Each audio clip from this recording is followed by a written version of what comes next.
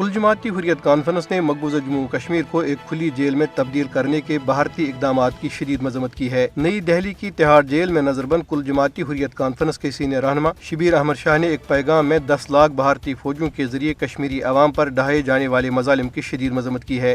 انہوں نے کہا کہ مقبوضہ علاقے میں ہر 10 شہریوں پر جدید اسلحے سے لیس ایک بھارتی فوجی مسلط ہے، جس کی مثال دنیا میں نہیں ملتی۔ انہوں نے بھارت کی طرف سے کشمیریوں کی املاک کی ضبطگی کو مودی کی زیر قیادت ہندوتوا حکومت کے سیاسی انتقام کے ایجنڈے کا حصہ قرار دیا۔ شبیر احمد شاہ نے اقوام متحدہ کے سیکرٹری جنرل اور عالمی برادری پر زور دیا کہ وہ کشمیری عوام کی امنگوں کے مطابق تنازع کشمیر کو حل کریں۔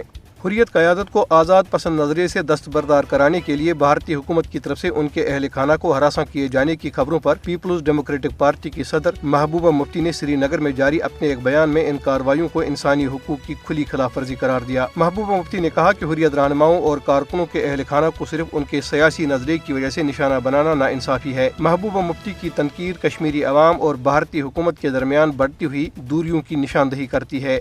دریاسنا مودی کی زیر قیادت بھارتی حکومت کی عوام دشمن پالیسیوں اور بجلی کی مسلسل بندش کے خلاف سری نگر، کپواڑہ اور بارامولہ اضلاع میں احتجاجی مظاہرے ہوئے۔ محکمہ بجلی کے ملازمین نے اپنے معطل ساتھیوں کی بحالی کا مطالبہ کرتے ہوئے سری نگر میں ایک خاموش احتجاج کیا اور ہندوتوا حکومت کی طرف سے ملازمین کے ساتھ روا رکھے جانے والے ناروا سلوک کو اجاگر کیا۔ کپواڑہ میں شہریوں نے خاص طور پر رمضان کے مقدس مہینے کے دوران بجلی کی بار بار بندش کی شدید مذمت کی۔ اسی طرح بارامولہ کے علاقے اوڑی میں بھی مکینوں نے بجلی کی مسلسل بندش کے خلاف احتجاج کیا۔